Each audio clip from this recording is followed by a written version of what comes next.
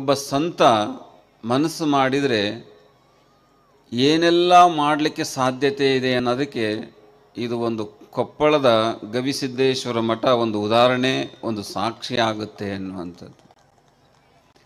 ಇವತ್ತು ಸಾಕಷ್ಟು ಜನ ಭಕ್ತರು ಕೂತಿದ್ದೀರಿ,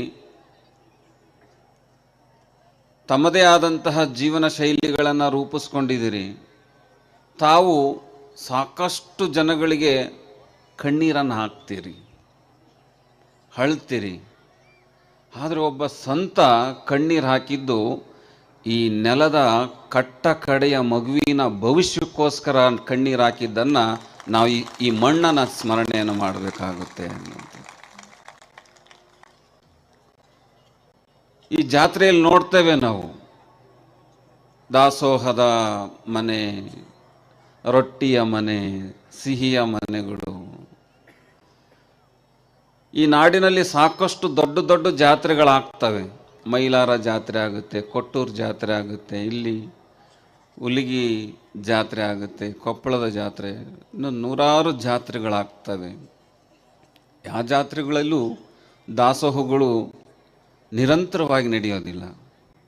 ಆದರೆ ಹಿರಿಯರು, ಶರಣರು, ಸಂತರು ಒಂದು ಮಾತನ್ನು ಹೇಳ್ತಾನೆ, ತಿರ್ಕೊಂಡು ಬಂದು ಕರ್ಕೊಂಡು ಉಣ್ಣು. ಈ ಕೊಪ್ಪಳ ಜಾತ್ರೆಯಲ್ಲಿ ಸ್ವಾಮೀಜಿಯವರ ಒಂದೇ ಒಂದು ನುಡಿಗೆ ಸಾವಿರಾರು ಜನ ಈ ದಾಸೋಹಕ್ಕೆ ದಾನವನ್ನು ಮಾಡಿ ನಿಮ್ಮನ್ನೆಲ್ಲರನ್ನೂ ಕೂಡ ಕರ್ಕೊಂಡು ಉಣ್ಣುವಂತಹ ಒಂದು ಅವಕಾಶ ಕರ್ನಾಟಕದಲ್ಲಿ ಕೊಪ್ಪಳ ಜಾತ್ರೆ ಬಿಟ್ಟರೆ ಇನ್ನೆಲ್ಲೂ ನಡೆಯೋದಿಲ್ಲ ಅನ್ನುವಂಥದ್ದು, ಇನ್ನೆಲ್ಲೂ ನಡೆಯೋದಿಲ್ಲ. ಹಾಗಾಗಿ ಕೊಪ್ಪಳ ಮಠ ಪೂಜ್ಯ ಸ್ವಾಮೀಜಿಯವರು ಬಂದ ಮೇಲೆ ಯಥೇಚ್ಛವಾಗಿ ಬೆಳೀತಾ ಇದೆ. ಸಾಕಷ್ಟು ಜನಗಳು ನಾಡಿನಲ್ಲಿ ಮಠಾಧಿಪತಿಗಳು ಸಾಕಷ್ಟು ಜನಗಳು ಆಗೋಗಿದ್ದಾರೆ. ಸಾಕಷ್ಟು ಜನಗಳು ಮಠಾಧಿಪತಿಗಳಾಗೋಗಿದ್ದಾರೆ. ಎಷ್ಟೋ ಮಠಾಧಿಪತಿಗಳು ಮಠಗಳಿಂದ ತಮ್ಮ ಘಟಗಳನ್ನು ಬೆಳೆಸ್ಕೊಳ್ತಾರೆ. ಆದರೆ ಕೊಪ್ಪಳದ ಅಭಿನವ ಗವಿಸಿದ್ದೇಶ್ವರ ಸ್ವಾಮೀಜಿ ಅವರ ಘಟದಿಂದ ಈ ಮಠವನ್ನು ಬೆಳೆಸಿದ್ದಾರೆ ಹೊರತು ಅವರು ಈ ಮಠದಿಂದ ಅವರ ಘಟವನ್ನು ಬೆಳೆಸ್ಕೊಳ್ಳಲಿಲ್ಲ ಅನ್ನುವಂಥದ್ದು. ಈ ಘಟದಿಂದ ಮಠವನ್ನು ಬೆಳೆಸಿದರು. ನಮಗೆ ಯಾಕೆ ಅವರು ವಿಭಿನ್ನವಾಗಿ ಮತ್ತು ಆದರ್ಶವಾಗಿ ಕಾಣ್ತಾರೆ ಅಂತಂದರೆ, ಕಾರ್ಯಕ್ರಮಕ್ಕೆ ಆಹ್ವಾನವನ್ನು ಮಾಡಲಿಕ್ಕೆ ಬಂದಂಥ ಸಂದರ್ಭದಲ್ಲಿ ನನಗೆ ಆಮಂತ್ರಣ ಪತ್ರಿಕೆಯನ್ನು ಕೊಟ್ಟರು. ನಾನು ಆಮಂತ್ರಣ ಪತ್ರಿಕೆ ನೋಡಿ 3 ಸತಿ ತಿರುಗಿಸಿದೆ. ಅವನು 3-4 ಸತಿ ಹೋದೆ. ಅವರ ಗವಿಯಪ್ಪ ಅಂತಂದು ಒಬ್ಬರು ನಮ್ಮ ಜೊತೆ ಬಂದಿದ್ರು. ಅವರು ಇನ್ವಿಟೇಷನ್ ತಂದು, ಅಲ್ರಿ ಕೊಪ್ಪಳದ ಗವಿಸಿದ್ದೇಶ್ವರ ಸ್ವಾಮಿಗಳ ಹೆಸರು ಇಲ್ವಲ್ಲ? ಇಲ್ಲ ಬುದ್ಧಿ, ಅವ್ರ ಮಠದಲ್ಲಿ ಹೆಸರು ಹಾಕೋಣೋದಿಲ್ಲ. ನನಗೆ ಆಶ್ಚರ್ಯ ಆಗ್ಬಿಡ್ತು. ಮತ್ತು ಆಶ್ಚರ್ಯ ಅಂತಂದರೆ, ಸಾಕಷ್ಟು ಮಠಗಳಲ್ಲಿ ನೋಡ್ತೇವೆ, ಯಾವುದೇ ಮಠದಲ್ಲಿ ಯಾವುದೇ ಜಾತ್ರೆ ಆದರೆ ಆ ಮಠದ ಪೀಠಾಧಿಪತಿ ಮೊದಲನೇ ಹೆಸರಿರುತ್ತೆ. ಯಾವುದೇ ಮಠದ ಪೀಠಾಧಿಪತಿ ಕಾರ್ಯಕ್ರಮ ಆದರೂ ಕೂಡ ಆ ಇನ್ವಿಟೇಷನ್ ಅವರ ದೊಡ್ಡದಾಗಿ ಭಾವಚಿತ್ರ ಇರ್ತವೆ. ಅವನ್ನೆಲ್ಲವೂ ಕೂಡ ತೃಣ ಸಮಾನ ಅಂತಂದು ಕಡೆಗಣಿಸಿ ಯಾವುದೂ ಹೆಸರುಗಳಿಂದಲೇ ಭಾವಚಿತ್ರಗಳಿಂದಲೇ ಇಷ್ಟು ದೊಡ್ಡ ಕಾರ್ಯಕ್ರಮವನ್ನು ಮಾಡ್ತಾರೆ ಅಂತಂದರೆ ಅವ್ರು ಎಷ್ಟು ನಿರ್ಲಿಪ್ತವಾಗಿದ್ದಾರೆ ಅನ್ನುವಂಥದ್ದು ಕೂಡ ನಾವು ಹೇಳಬೇಕಾಗುತ್ತೆ. ಮತ್ತು ನಾನು ಈ ಮಾತನ್ನು ಹೇಳಬೇಕೋ ಬೇಡವೋ ಗೊತ್ತಿಲ್ಲ, ನಾನು ನಿಮ್ಮ ದೊಡ್ಡ ಅಭಿಮಾನಿಗಳು. ಬಹಳ ಖುಷಿಯಾಗುತ್ತೆ.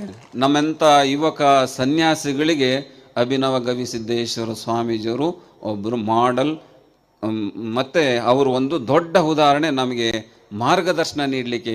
ಯಾವ ಯುವಕ ಸನ್ಯಾಸಿಗಳು ಯಾವ ರೀತಿಯಾಗಿ ಜೀವನವನ್ನು ರೂಪಿಸ್ಕೊಂಡ್ರೆ ಯಾವ ರೀತಿಯಾದಂಥ ಸಾಧನೆಯನ್ನು ಮಾಡಲಿಕ್ಕೆ ನಮಗೊಂದು ಒಳ್ಳೆ ವ್ಯಕ್ತಿತ್ವದ ಒಂದು ಮೂರ್ತಿ ಅಭಿನವ ಗವಿಸಿದ್ದೇಶ್ವರ ಸ್ವಾಮಿಗಳು ಅನ್ನುವಂತಹ ಮಾತುಗಳನ್ನು ಈ ಸಂದರ್ಭದಲ್ಲಿ ಹೇಳಿ ನಾನು ಜಾಸ್ತಿ ಮಾತಾಡೋಕ್ಕೆ ಹೋಗಲ್ಲ. ಗವಿ ಮಠಕ್ಕೆ ನಾವು ಯಾಕೆ ಬರಬೇಕು? ಗವಿ ಮಠದಿಂದ ನಾವೇನನ್ನು ತಗೊಂಡೋಗಬೇಕು? ಗವಿ ಮಠಕ್ಕೆ ಬಂದರೆ ಏನೆಲ್ಲ ಉಪಯೋಗ ಆಗುತ್ತೆ ಅನ್ನುವಂಥದ್ದನ್ನು ಒಂದು ಸಣ್ಣ ದೃಷ್ಟಾಂತದಲ್ಲಿ ನಾನು ಮಾತನ್ನು ಮುಗಿಸ್ತೇನೆ. ಒಬ್ಬ ರೈತ ಇರ್ತಾನೆ. ಆ ರೈತನಿಗೆ ಕನ್ನಡಿಯ ಪರಿಕಲ್ಪನೆ ಇರೋದಿಲ್ಲ, ಕನ್ನಡಿಯನ್ನು ಯಾವತ್ತೂ ನೋಡೇ ಇರೋದಿಲ್ಲ.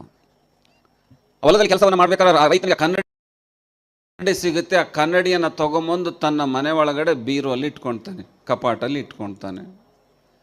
ಪ್ರತಿದಿನವೂ ಅವನು ರೈತ ಏನು ಮಾಡ್ತಾನಂತಂದ್ರೆ, ರಾತ್ರಿ ಮಲಗಬೇಕಾದ್ರೆ ಆ ಕಪಾಟ ಅಂತೀರ, ಬೀರು ಅಂತೀರ, ಏನಂತೀರಿ? ಕೆಲವೊಂದು ಕಡೆ ಬೀರು ಅಂದ್ರೆ ಅಪಾರ್ಥ ಆಗುತ್ತೆ. ಈ ಭಾಗದಲ್ಲಿ ಹೋದರೆ ಬೀರು ಅಂತಾರೆ, ಈ ಕಡೆ ಹೋದರೆ ಕಪಾಟ ಏನೋ ಅಂತಾರೆ, ಟ್ರೆಜರಿ ಏನೋ ಅಂತ ಇನ್ನೊಂದು ಬಳಸ್ತಾರೆ ಪದಗಳನ್ನು. ಅದರಲ್ಲಿ ಇಟ್ಕೊಳ್ತಾನೆ. ರಾತ್ರಿ ಮಲಗಬೇಕಾದ್ರೆ ಅದನ್ನು ಓಪನ್ ಮಾಡಿ ಆ ಕನ್ನಡಿಯನ್ನು ನೋಡಿ ಮತ್ತೆ ಕಿಲಿಕ್ ಹಾಕಿ ಮತ್ತೆ ಮಲಗ್ತಾನೆ. ಪ್ರತಿನಿತ್ಯನೂ ಆ ರೈತ ಆ ರೀತಿ ಮಾಡ್ತಿರ್ಬೇಕಾದ್ರೆ ತನ್ನ ಹೆಂಡತಿಗೆ ಒಂದು ಸಂಶಯ ಬರುತ್ತೆ, ನನ್ನ ಗಂಡ ಮಲಗಬೇಕಾದ್ರೆ ಯಾಕೆ ರಾತ್ರಿ ಕಪಾಟ ತೆಗಿತಾನೆ. ಕೊನೆಗೆ ಮಗ ಅವನು ಮಲಗಬೇಕಾದ್ರೆ ಗಾಢವಾದಂತಹ ನಿದ್ರೆ ಮಾಡ್ತಿರ್ಬೇಕಾದ್ರೆ ನಿಧಾನವಾಗ ಸೊಂಟದಲ್ಲಿರ್ತಕ್ಕಂಥ ಕಿಲಿಕೈಯನ್ನು ತೆಗೆದು ಆ ಕಪಾಟನ್ನು ಓಪನ್ ಮಾಡ್ತಾಳೆ. ಆ ಹೆಣ್ಣಿಗೂ ಕೂಡ ಅವನ ಹೆಂಡ್ತಿಗೂ ಕೂಡ ಕನ್ನಡಿ ಏನನ್ನೋದು ಗೊತ್ತಿರೋದಿಲ್ಲ, ಕನ್ನಡಿಯ ಪರಿಕಲ್ಪನೆನೇ ಆಕೆಗೆ ಗೊತ್ತಿರೋದಿಲ್ಲ. ಆ ಬೀರು ತೆಗೆದಿದ ತಕ್ಷಣ, ಕಪಾಟ ತೆಗೆದಿದ ತಕ್ಷಣ ಕನ್ನಡಿ ನೋಡ್ತಾಳೆ. ಅದರಲ್ಲಿ ಆಕೆ ಫೋಟೋ ಕಾಣುತ್ತೆ, ಆಕೆ ಸುಂದರವಾದ. ಇದು ನನ್ನ ಫೋಟೋ ಅಂತಂದು ಆಕೆಗೆ ಗೊತ್ತಿರೋದಿಲ್ಲ. ಓ, ನನ್ನ ಗಂಡ ಯಾವುದೋ ಹುಡುಗಿ ಫೋಟೋ ತಗೊಂಬಂದು ಕಪಾಟದಲ್ಲಿ ಇಟ್ಕೊಂಡ. ಅದಕ್ಕೆ ರಾತ್ರಿ ಮಲಗಬೇಕಾದ್ರೆ ತೆಗೆದು ನೋಡಿ ಮಲಗ್ತಾನೆ. ಸಂಸಾರದಲ್ಲಿ ಇಷ್ಟು ಸಾಕು, ಬೆಂಕಿ ಹತ್ಕೊಳಕ್ಕೆ ಸಂಸಾರದಲ್ಲಿ ಇಷ್ಟು ಸಾಕು. ಅವಳು ಗಪ್ಪನ ಮಾಡಿ ಅದನ್ನು ಅಲ್ಲೇ ಇಟ್ಟು ಬೀಗ ಹಾಕಿ ಮತ್ತೆ ಅವನ ಸೊಂಟಕ್ಕೆ ಕಟ್ತಾಳೆ. ಬೆಳಕರಿಯುತ್ತೆ. ಬೆಳಕರಿದ ತಕ್ಷಣ ಲೋಟಗಳು ಮಾತಾಡ್ತಾವೆ, ಚೆಂಬು ಮಾತಾಡ್ತಾವೆ, ತಾಟು ಮಾತಾಡ್ತಾವೆ. ಅವನು ಯೋಚನೆ ಮಾಡ್ತಾನೆ, ನೆನ್ನೆ ತನಕ ಚೆನ್ನಾಗಿದ್ಲಲ್ಲ ಇವಳು, ಯಾಕೆ ಇವಾಗ ಹಿಂಗೆ ಮಾಡೋಕೆ ಹಚ್ಚಿದ್ದಾಳೆ? ಯಾಕೆ ಏನಾಯಿತು? ನಾನು ನಿನಗೇನು ಅನ್ಯಾಯ ಮಾಡಿದ್ದೆ? ಅಂಥದ್ದೇನು ಅನ್ಯಾಯ ಮಾಡಿದ್ದೆ? ಯಾವಳ್ದೋ ಫೋಟೋ ತಗೊಂಡು ಕಪಾಟಲ್ಲಿ ಇಟ್ಕೊಂಡು ಕುಂತಿ ಅಂತಂದು ಜಗಳ ಮಾಡೋಕೆ ಹಚ್ಚಿಬಿಡ್ತಾಳೆ. ಅವನಿಗೆ ಹೊಲಕ್ಕೆ ಕೆಲಸ ಸಮಯ ಆಗುತ್ತೆ. ಹಾಕಿದ್ದನ್ನು ಊಟ ಮಾಡಿ ಹೊಲಕ್ಕೆ ಹೋಗ್ತಾನೆ. ಮನೆಯಲ್ಲಿ ಅತ್ತೆ ಇರ್ತಾಳೆ. ಅತ್ತೆ ಜೊತೆ ಜಗಳ ಆಡ್ತಾಳೆ. ನಿನ್ನ ಮಗ ಅಂತನು ಇಂತನು ಹಾಗೆ ಹೀಗೆ.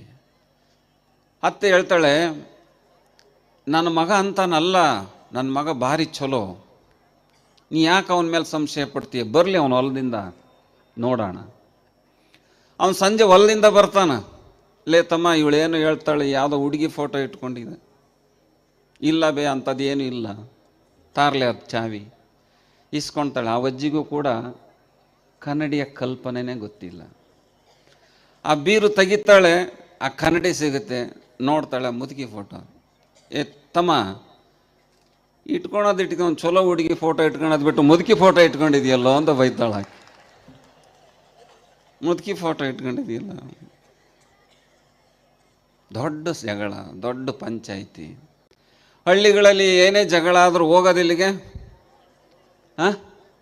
ಸ್ವಾಮಿಗಳ ಹತ್ರ ಹೋಗ್ತೀರಿ, ಮಠಗಳಿಗೆ ಹೋಗ್ತೀರಿ. ದೊಡ್ಡ ಗದ್ದಲ ಆಗಿದ ತಕ್ಷಣ ಕೊಪ್ಪಳದ ಗವಿ ಮಠಕ್ಕೆ ಬರ್ತಾರವರು. ಗವಿ ಮಠಕ್ಕೆ ಬಂದು ಇದರಲ್ಲಿ ಈ ಕತೆ ಒಳಗಡೆ ಎರಡು ಅರ್ಥವನ್ನು ನಾವು ಅರ್ಥೈಸಬಹುದು. ಕೊಪ್ಪಳದ ಮಠಕ್ಕೆ ಬಂದು ಗಂಡ ಹೆಂಡತಿ ಮತ್ತು ಅತ್ತೆ ಸ್ವಾಮೀಜಿಯವರಿಗೆ, ನಮ್ಮ ಸಂಸಾರದಲ್ಲಿ ಹಿಂಗೆಲ್ಲ ಒಡಕಾಗೋಗ್ಬಿಟ್ಟಿದೆ ಬುದ್ಧಿ, ಹಿಂಗೆಲ್ಲ ವೈಮನಸ್ಸುಗಳು ಬಂದಿದೆ, ಇಲ್ಲೆಲ್ಲ ಮನಸ್ಸೆಲ್ಲ ಕಲ್ಮಶಗಳಾಗಿದೆ, ಕಲುಷಿತಗೊಂಡಿದೆ, ಏನಾದರೂ ಮಾಡಿ ಪಂಚಾಯಿತಿ ಮಾಡಿ. ಏನಾಗಿದೆ? ಹೆಂಡ್ತಿ ಹೇಳ್ತಾಳೆ, ಯಾವುದೋ ಹುಡುಗಿ ಫೋಟೋ ಇಟ್ಕೊಂಡಿದ್ದಾನೆ. ತಾಯಿ ಹೇಳ್ತಾಳೆ, ಇಲ್ಲ ಅಜ್ಜಿ, ಯಾವುದೋ ಮುದುಕಿ ಫೋಟೋ ಇಟ್ಕೊಂಡಿದ್ದಾರೆ. ಆಗ ತೋರಿಸ್ರಿ ಅದನ್ನು. ಅವಾಗ ಗವಿಸಿದ್ದೇಶ್ವರ ಸ್ವಾಮಿಗಳು ಆ ಫೋಟೋ, ಆ ಕನ್ನಡಿಯನ್ನು ನೋಡಿದರೆ ಒಂದು ಆ್ಯಂಗಲಲ್ಲಿ ಒಂದು ಆನ್ಸರ್ ಏನು ಮಾಡ್ಬೋದು, ತಮ್ಮ ಅಜ್ಜಿ ನೀವು ಕರೆಕ್ಟಾಗಿ ಕೇಳ್ಕೊಳ್ಳಿ, ಇದು ಹುಡುಗಿ ಫೋಟೋನೂ ಅಲ್ಲ, ಮುದುಕಿ ಫೋಟೋನೂ ಅಲ್ಲ, ಯಾವುದೋ ಸ್ವಾಮಿಗಳ ಫೋಟೋ ಇಟ್ಕೊಂಡು ಪೂಜೆ ಮಾಡೋಗ್ರಿ ಅಂತಂದು ಒಂದು ಆನ್ಸರ್ ಮಾಡ್ತಾರೆ ಸ್ವಾಮೀಜಿ. ಇನ್ನೊಂದು ಮಾರ್ಮಿಕವಾಗಿ ಆನ್ಸರ್ ಏನು ಮಾಡ್ಬೋದು ಸ್ವಾಮೀಜಿ ಅಂತಂದರೆ, ಮೂಢಾತ್ಮರೇ, ಜನಗಳೇ, ನೀವು ಇವತ್ತುವರೆಗೂ ನೀವು ಬೇರೆಯವ್ರನ್ನ ನೋಡಿ ಅಭ್ಯಾಸ ಇದೆ ಹೊರತು ನಿಮ್ಮನ್ನು ನೀವು ನೋಡ್ಕೊಳ್ಳೋ ಅಭ್ಯಾಸ ಇಲ್ಲ. ನೀವು ನಿಮ್ಮನ್ನು ನೀವು ನೋಡ್ಕೊಳ್ಳುವಂಥ ಅಭ್ಯಾಸ ನೀವು ಮಾಡಿದಾಗ ಮಾತ್ರ ಜೀವನ ಸಾರ್ಥಕತೆ ಆಗುತ್ತೆ ಅನ್ನುವಂಥದ್ದು. ಕೊಪ್ಪಳ ಜಾತ್ರೆಗೆ ನಾವು ಗವಿಸಿದ್ದನ ಜಾತ್ರೆಗೆ ಯಾಕೆ ಬರಬೇಕು ಅಂತಂದರೆ, ನಾವಿಲ್ಲಿ ಉಂಡೋಗ್ಲಿಕ್ಕೆ ಏನೋ ಸೈಕಲ್ ಇದನ್ನು ಮಾಡಲಿಕ್ಕೆ ಅಂತಂದಲ್ಲ. ಇಲ್ಲಿ ಬರುವಂಥದ್ದೇ ನಮ್ಮನ್ನು ನಾವು ನೋಡ್ಕೊಳಕ್ಕೆ, ನಮ್ಮನ್ನು ನಾವು ಕಾಣ್ಕೊಳ್ಲಿಕ್ಕೋಸ್ಕರ ಈ ಕೊಪ್ಪಳದ ಜಾತ್ರೆಗೆ ಬರಬೇಕು. ಅಂತಹ ಪವಿತ್ರವಾದಂತಹ ಜಾತ್ರೆಯಲ್ಲಿ ನಾವು ಕೂಡ ಆಗಮಿಸಿ ಬಂದು ನಮಗೆ ನಮ್ಮ ಅಭಿನವ ಗವಿಸಿದ್ದೇಶ್ವರ ಸ್ವಾಮಿಗಳು ನಮ್ಮನ್ನು ನಾವು ತೋರಿಸೋಣುವಂತಹ ಕೆಲಸಗಳನ್ನು ಕೂಡ ಮಾಡ್ತಾ ಇದ್ದಾರೆ. ಆ ರೀತಿಯಾಗಿ ನಾವು ಆ ಗವಿಸಿದ್ದೇಶ್ವರನ ಆಶೀರ್ವಾದವನ್ನು ತಗೊಂಡು ನಾವೆಲ್ಲರೂ ಕೂಡ ಜೀವನವನ್ನು ಪಾವನವನ್ನು ಮಾಡ್ಕೋಣ ಅನ್ನುವಂತಹ ಮಾತನ್ನು ಹೇಳಿ, ಗವಿಸಿದ್ದೇಶ್ವರ ಸ್ವಾಮೀಜಿಯವರ ನಿರಂತರವಾಗಿ ನಮ್ಮಂತಹ ಎಲ್ಲ ಯುವಕ ಸನ್ಯಾಸಿಗಳಿಗೆ ಅವರ ಮಾರ್ಗದರ್ಶನ ಎಲ್ಲರಿಗೂ ಇರಲಿ ಅನ್ನುವಂತಹ ಪ್ರಾರ್ಥನೆಯನ್ನು ಸಲ್ಲಿಸಿ ನಿಮ್ಮೆಲ್ಲರಿಗೂ ಕೂಡ ಶುಭವನ್ನು ಕೋರಿ ನನ್ನ ಮಾತಿಗೆ ರಾಮಿಸ್ತಾ ಇದ್ದೀನಿ.